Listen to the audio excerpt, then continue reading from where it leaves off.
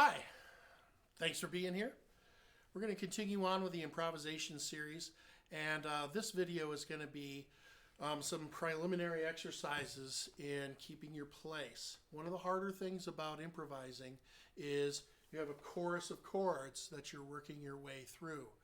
Thinking about what you're going to play and keeping your place at the same time is a difficult skill. It takes time to get that together. And so just like all the other pieces of this series, I'm going to talk about like breaking that down into small usable chunks and then building from there. I think it's really important when you're practicing keeping your place through a chorus. I think it's important to physically play through the chorus so you get a really physical feeling for how long each chord is going to last. I think that can help a lot. Good jazz players that I know, when they start working on a tune, that's a lot of what they're doing is they start working their way through the chorus and kind of get a feel for if there's chords that last 2 bars. Sometimes those are the hardest things because you get kind of lost throughout that 2 bars. You go on to the next chord either too early or too late. And so it seems maybe overly simple, but I think it can be very helpful if you physically play through the chorus of the tune, getting a feel for how long each chord lasts, okay? Now, the easiest way to do that is to start with a blues chorus, and the reason for that is because it's just 12 bars long. This blues chorus also doesn't cover very many chords. So those are 2 pluses that make it a little bit simpler and a good place to start. What I'm going to do is just get a feel for how long each one of these chords last by just playing the root of each one of these scales through the whole chorus. Now refer to the sheet, the PDF that'll go along with this video if you need for your transposition. The sheet that goes along with this video has this same F blues, in the B flat transposition for trumpets and tenors, and the E flat transposition for the alto saxes. Okay, so what I'm going to do is just play through this chorus of F blues, and the first time through, I'm just going to play the roots of each chord. Play along with me. It sounds like this: a 1, 2, a 1, 2, 3.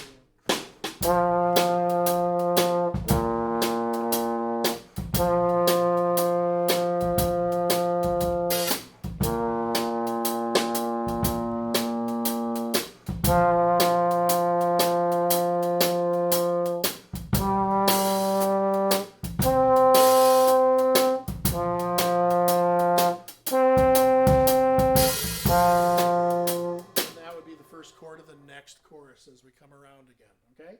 That's the easy part because as you're looking at the chord symbols, the roots, are right there telling you what to play, okay? Let's make it one step harder by, instead of playing the roots of each one of these scales, play the 3rd note of each one of these, okay? So what you should do is stop the recording, take a minute to figure out the 3rd note of each one of these scales, and then play it along. I should also mention my, I don't know if you can see, he's out of the frame sometimes, the lovely and talented Josh. Hello. Reuter, who's helping me out here. He's our human metronome, which I think is a good thing, honestly. So now we're going to go through the F blues scale and just play the 3rds of each one of these. Play along with me. 1, 2, a 1, 2, 3.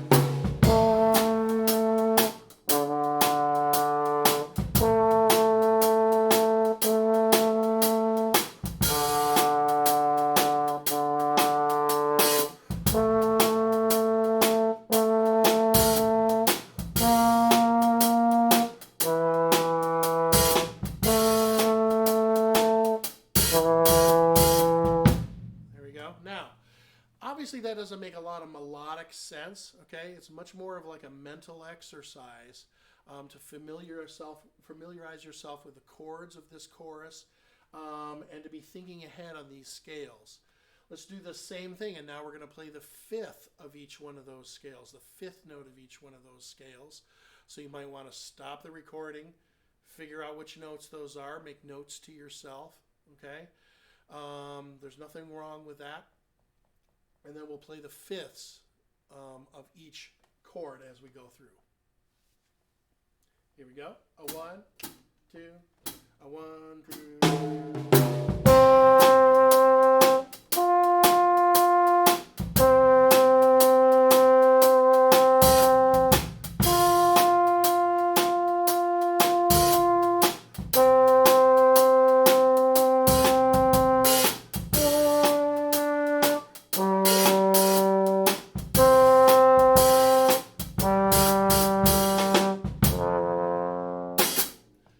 Back to the beginning again, okay? Now we'll do that exact same thing, same idea, except we're going to go to the 7th of each one of these. Now, this is something that young improvisers a lot of times don't get to. When they're working on an F7 chord, they never quite work their way all the way to the top of that scale.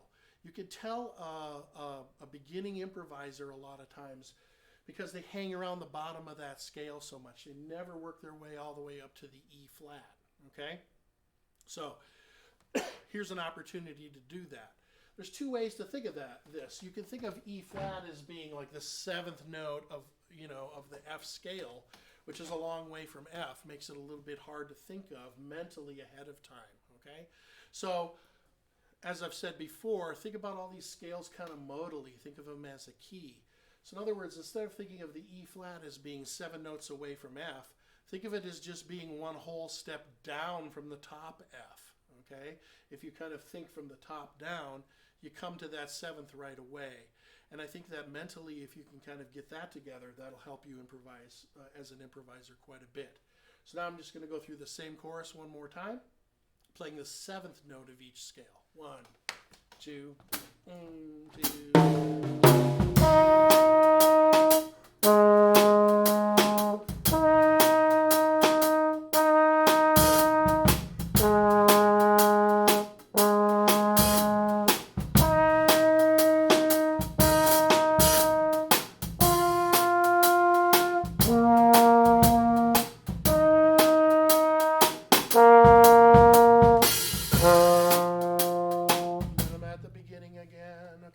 So that's an exercise. That's not something that I made up.